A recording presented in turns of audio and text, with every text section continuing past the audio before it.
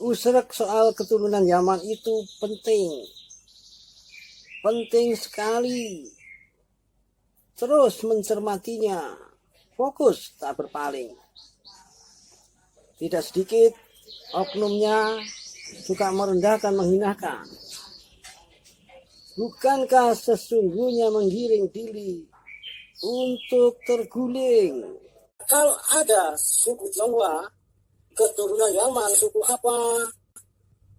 Seandainya ada suku Yaman, tentu kita bisa bertanya, siapa yang merendahkan, menghinakan wayang?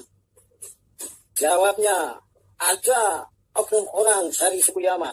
Seandainya ada suku Yaman, kita bisa bertanya, siapa yang merendahkan, menghinakan suatu salam khas lokal kedaerahan?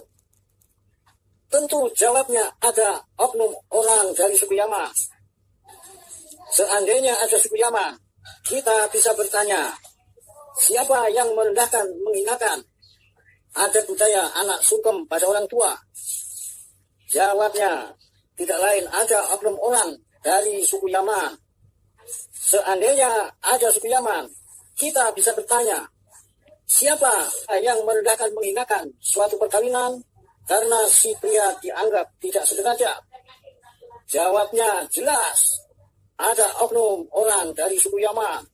Seandainya ada suku Yaman, kita bisa bertanya, suku Yaman mau apa?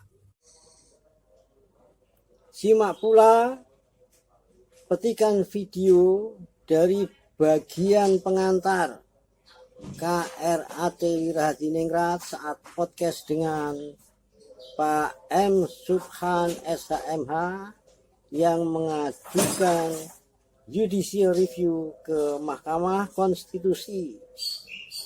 Ditegaskannya betapa Mbak Alwi sesungguhnya telah banyak melakukan tindakan yang melukai bangsa ini.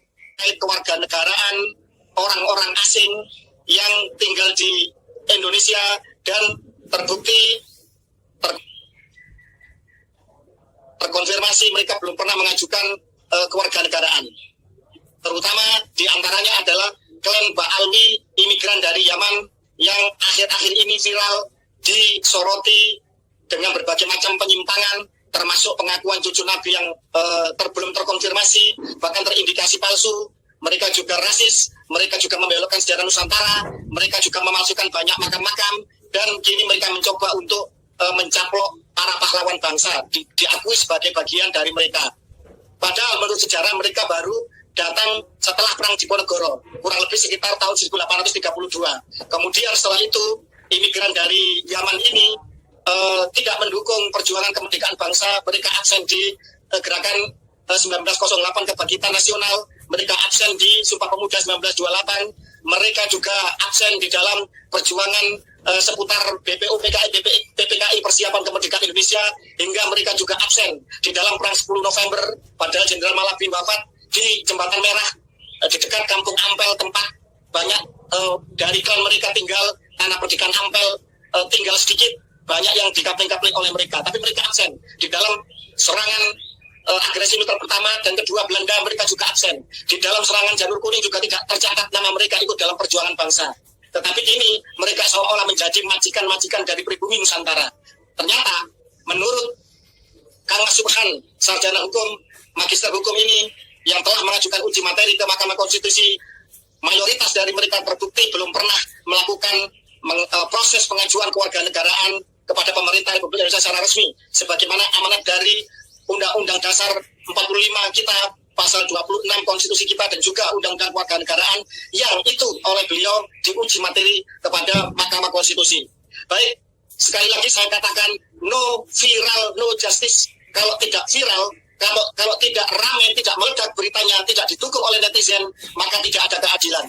Begitulah yang masyhur di dalam kekinian Indonesia, bahwa keadilan harus dicapai dengan diviralkan dahulu. Karena itulah maka seluruh elemen bangsa yang peduli kepada nasib pribumi Nusantara, kepada konstruksi hukum kita, tertib hukum kita, tentang kewarganegaraan kita, harus mendukung perjuangan ini, pergerakan ini. Dan silahkan untuk apa yang menjadi pembicaraan pengawalan kita terhadap sidang Mahkamah Konstitusi ini bisa disebarluaskan. Ternyata dapat dikatakan pada umumnya mereka WNA, bukan warga negara Indonesia, bukan WNI sesuai konstitusi. Sistem kewarganegaraan kita kacau. Ada orang asing menjabat di pemerintahan. Kacau bukan itu? Tadi itu pada argumentasi aja itu aja. Nah, sedangkan Indonesia itu menganut azas paternal, keturunan darah dari bapak, dari laki-laki. Itu cukup jelas untuk membuktikan bahwa dia itu dari terah laki-laki, nggak ada keturunan bangsa Indonesianya. Maka dia bukan bangsa Indonesia. Bagi suatu bangsa, adanya orang asing merupakan masalah serius.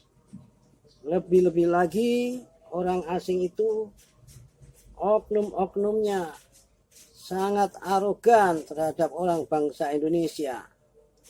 Bukankah seharusnya diatasi oleh aparat, ditangani, ditertibkan?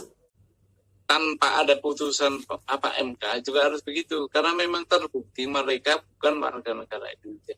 Cukup ditanya aja, kamu punya nggak pengesahan sebagai warga negara Indonesia? Kalau nggak punya, ya berarti orang asing. Nah, betul. Itu undang-undang sudah membatasi itu, undang-undang dasar dan undang-undang kewarganegaraan membatasi bahwa cukup punya nggak tahu pengesahan. Nah, kalau nggak punya, kan tanpa MK pun nggak apa-apa. Tapi gini loh, pemerintah kita kalau tidak ada putusan begini, itu mengabaikan itu semua. Mungkinkah menunggu kekuatan rakyat negara bangsa Indonesia berinisiatif menertibkannya